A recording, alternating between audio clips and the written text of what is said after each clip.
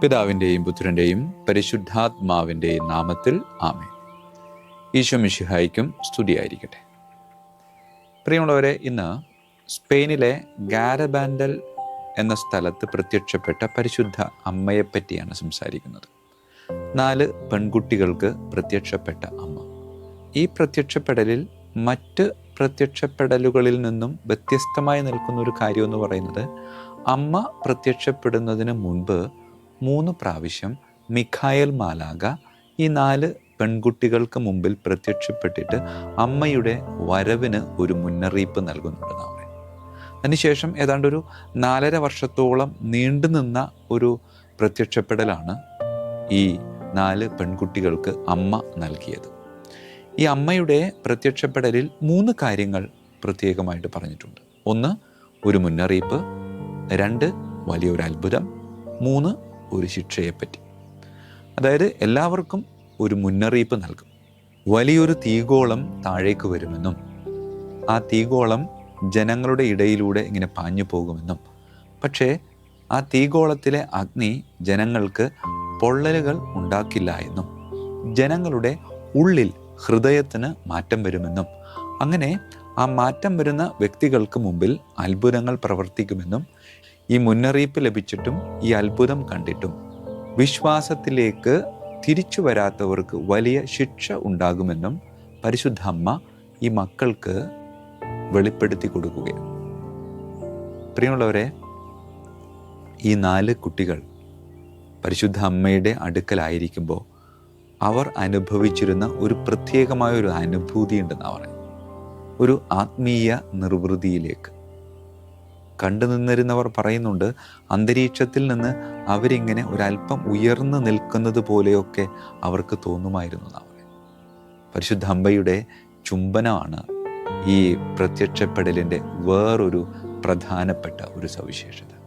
കാരണം അമ്മ അവർക്ക് ചുംബനം നൽകിയിരുന്നു.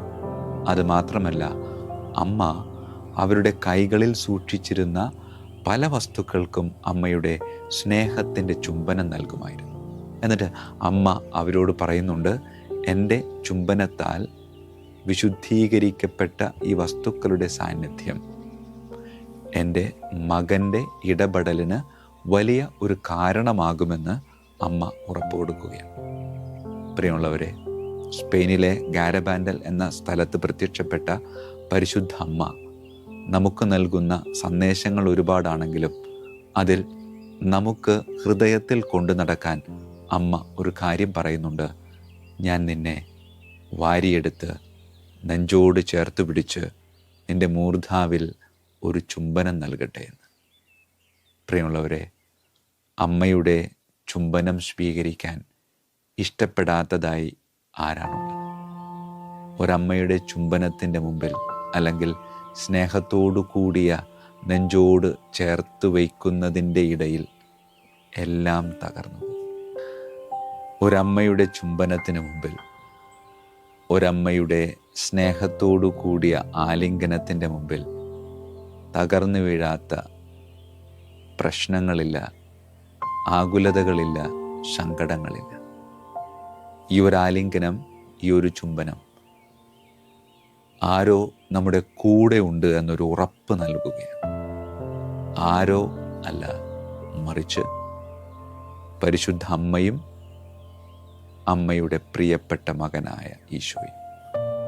അതേ പ്രിയമുള്ളവരെ, നമ്മെ ഓരോരുത്തരെയും ഇങ്ങനെ നെഞ്ചോട് ചേർത്ത് വെച്ച് മൂർധാവിൽ ഒരു ചുംബനം നൽകാൻ ഒരുപാട് നാളായി ആഗ്രഹിച്ച് നമ്മുടെ കൂടെ നടക്കുന്ന ഒരാത്മീയ സാന്നിധ്യത്തിൻ്റെ പേരാണ് പരിശുദ്ധ അമ്മ, അല്ലെങ്കിൽ സ്പെയിനിലെ ഗാരബാൻഡിൽ പ്രത്യക്ഷപ്പെട്ട നമ്മുടെ പരിശുദ്ധ അമ്മ. അമ്മയോട് ചേർന്ന് നിൽക്കാം. പ്രശ്നങ്ങളും ബുദ്ധിമുട്ടുകളും ആകുലതകളും സങ്കടങ്ങളും ഒക്കെ ആ അമ്മയുടെ മുമ്പിലേക്ക് സമർപ്പിക്കാം.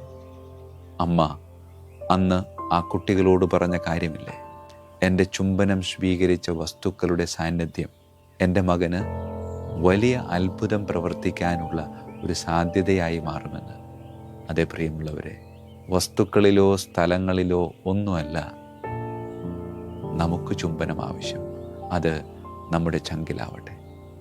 അമ്മയുടെ ചുംബനം ചങ്കിൽ സ്വീകരിച്ച് പുത്രന് വലിയൊരു അത്ഭുതം പ്രവർത്തിക്കാനുള്ള ഒരിടമാക്കി നമ്മുടെ ചങ്കിനെ നമുക്ക് രൂപാന്തരപ്പെടുത്താം.